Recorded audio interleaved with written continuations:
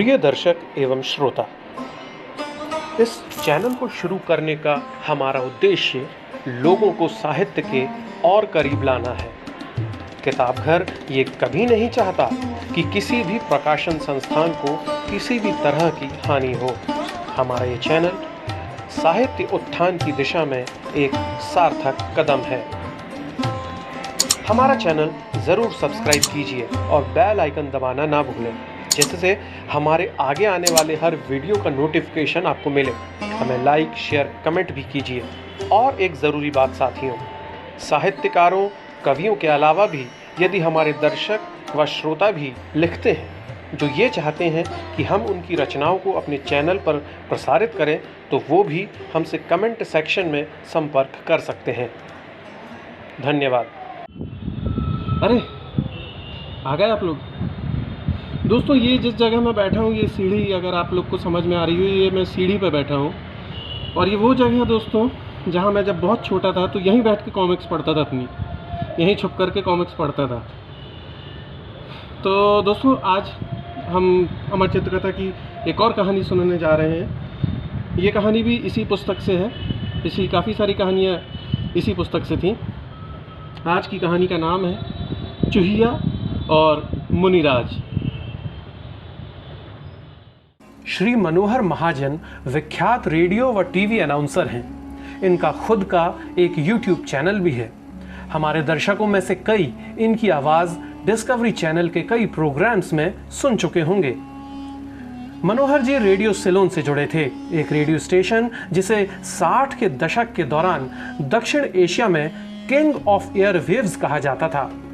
1974 में वे जबलपुर से बंबई, जो आज का मुंबई है, आ गए और अंततः भारत के पहले पूर्ण स्वतंत्र वाणिज्यिक हिंदी प्रसारक बन गए।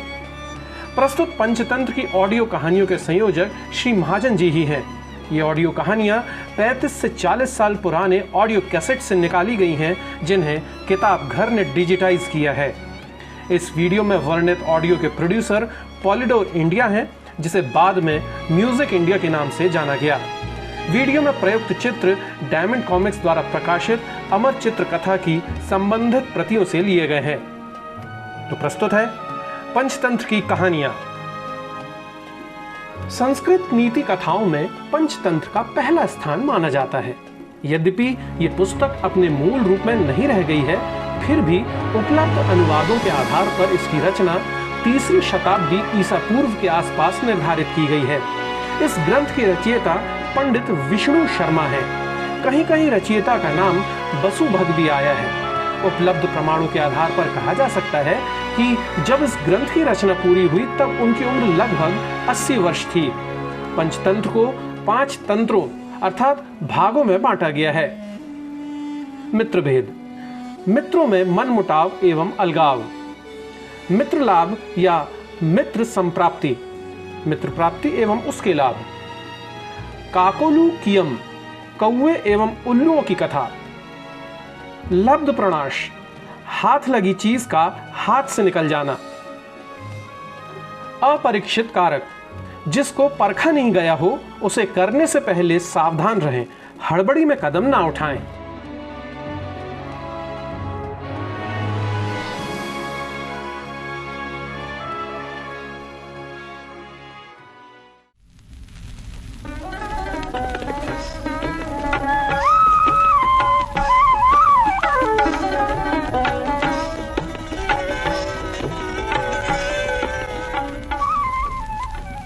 बहुत समय पहले गंगा के किनारे एक आश्रम में याज्ञवल्क्य के नाम के एक ऋषि रहा करते थे। एक दिन वो गंगा में स्नान करके सूर्य को अर्घ्य दे रहे थे कि अचानक उनके हाथों में एक चूहा आकर गिरा।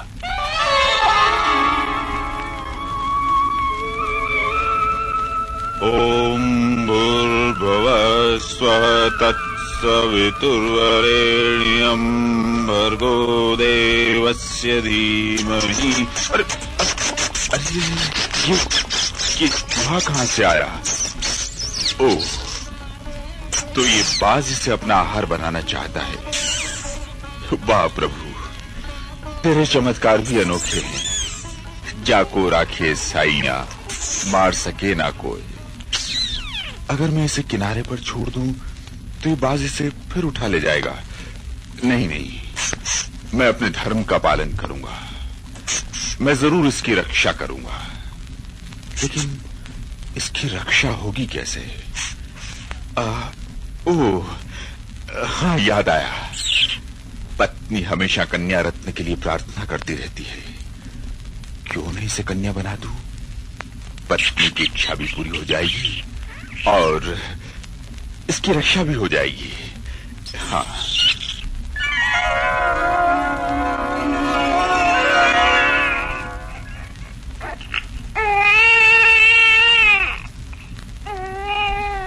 याज्ञवल्क्य ऋषि ने अपनी योग शक्ति से उस चूहे को कन्या बना दिया और पत्नी के पास ले आए।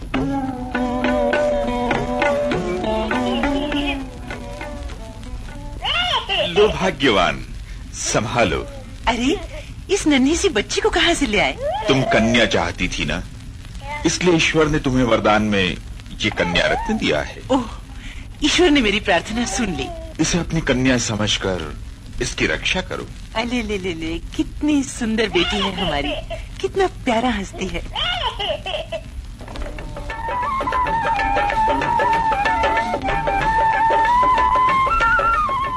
ऋषि के आश्रम में कन्या का लालन पालन होने लगा। जब वो 12 वर्ष की हो गई तो ऋषि दंपति को उसके विवाह की चिंता हुई। स्वामी, अब हमारी रत्ना बड़ी हो गई है, अब उसके लिए कोई योग्य वर ढूंढना चाहिए। हमारी रत्ना जितनी सुंदर और सुशील है, उसी के अनुसार उसे वर मिलना चाहिए। तुम चिंता मत करो, मैं उसके लिए अति योग्य वर की खोज करूंगा। मैं सोच रहा हूँ रत्ना के लिए सूर्य योग्य वर रहेगा। तुम्हारी क्या राय है? ये तो बहुत ही अच्छा चुनाव है। सूर्य जैसा तेजस्वी और कौन होगा, और रत्ना भी खुश रहेगी। ठीक है, मैं सूर्य को निमंत्रण भेजता हूँ। तब तक तुम रत्ना को तैयार कर दो।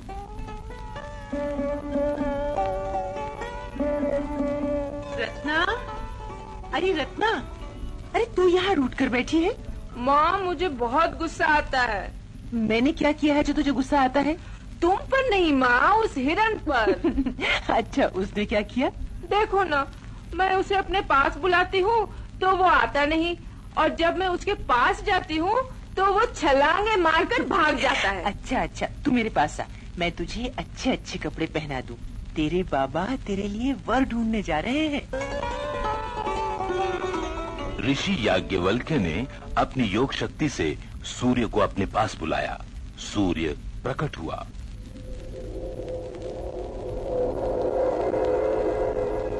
हे महापुरुष, आप हमसे क्या चाहते हैं? हे तेजस्वी, मैं तुमसे अपनी कन्या रत्ना का विवाह करना चाहता हूँ। उसे स्वीकार करोगे? पहले आप अपनी कन्या की इच्छा तो जान लें। अच्छा, क्यों बेटी रत्ना, ये सूर्य तुम्हें जीवन साथी के रूप में स्वीकार है? नहीं बाबा, उनमें बहुत गर्मी है, मैं ये गर्मी सहन नहीं कर सकती। बेटी, इनकी गर्मी से तो जीवन दान मिलता है। ये तो तीनों लोगों के जीवन दाता हैं। बाबा, किसी और साथी को ढूंढ दीजिए ना। अच्छी बात है। हे तेजस्वी, कन्या की स्वीकृति नहीं है। क्या तुम किसी और के बारे में बता सकते हो जो मेरी कन्या के योग्य हो? क्यों नहीं, बादल आपकी कन्या की योग्य है। वो हमसे बहुत महान है। वो अपनी इच्छा से जब चाहे हमें छुपा लेता है, हम कुछ भी नहीं कर पाते, और उसमें हमारी जैसी गर्मी भी नहीं है। तो हमें आज्ञा दीजिए, हम अभी बादल को आपकी सेवा में भेजते हैं।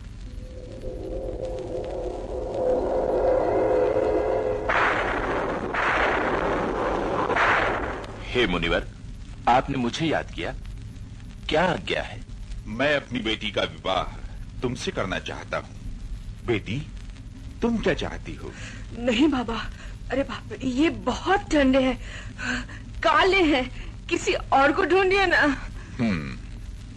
हे बादल, मेरी कन्या तुम्हें भी पसंद नहीं करती है। क्या तुम किसी और के बारे में बता सकते हो जो तुमसे श्रेष्ठ हो? क्यों नहीं, पवन मुझसे बहुत श्रेष्ठ है। वो मुझे कहीं से कहीं उठाकर फेंक देता है। वो आपकी कन्या के योग्य भी है। ठीक है, पवन को मेरा निमंत्रण दो। जो आज्ञा।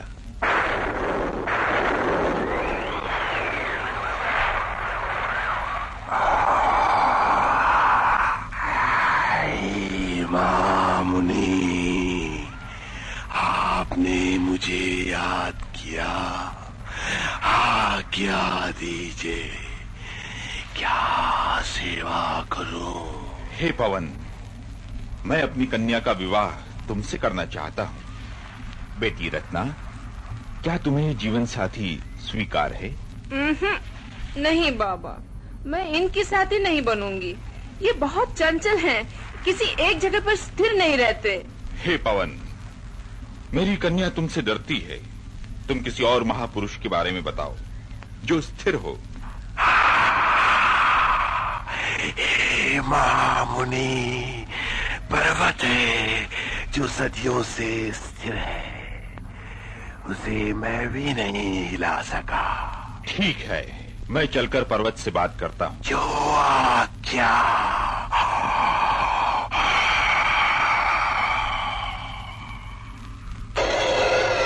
बेटी, देख कितना विशाल पर्वत है। ये बिल्कुल अचल है। इससे ज्यादा स्थिर कोई दूसरा नहीं होगा। मेरे विचार से यही तेरे योग्य है। अरे ये क्या, तेरी आंख में आंसू? तू रो रही है, क्या बात है बेटी? नहीं बाबा, मैं उसकी साथी नहीं बनूंगी। ये कितना कठोर है, कितना निर्जीव है। किसी और को ढूंढ लीजिए जो फुर्तीला हो। ठीक है, तू रो मत। जैसा तू चाहेगी वैसा ही होगा। हे पर्वतराज, मेरी कन्या तुम्हें पसंद नहीं कर पाई। क्या तुम किसी और योग्य वर के बारे में बता सकते हो? क्यों नहीं मुनिराज, आपकी कन्या के लिए सबसे उपयुक्त जीवन साथी चूहों का राजा है।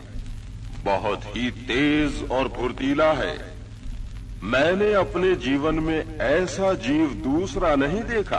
अच्छा, उसे भी बुलाओ। अभी लीजिए।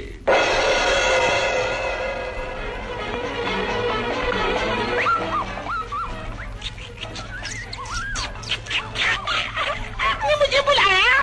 हाँ। बाबा बाबा, मैं इसी की जीवन साथी बनूंगी। यही मेरे योग्य है। मुझे भी चूहिया बना दो ताकि मैं इसके योग्य गृहिणी बनूं, इसकी सेवा करूं। मेरे अच्छे बाबा, बना दो ना। अच्छा बेटी, जैसी तेरी इच्छा। ऋषि याज्ञवल्क्य ने अपनी योग शक्ति से कन्या रत्ना को फिर से चूहा बना दिया और चूहों के राजा के साथ उसका विवाह करा दिया।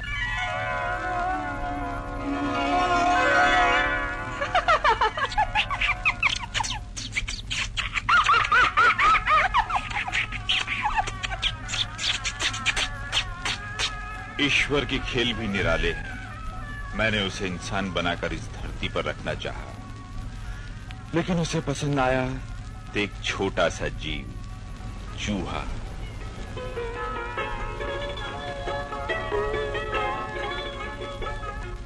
ईश्वर ने जिसे जैसा बनाया है वो वैसा ही रहना चाहता है। ईश्वर का बनाया हुआ स्वभाव बदल नहीं सकता। जो जैसा है उसी में खुश रहता है।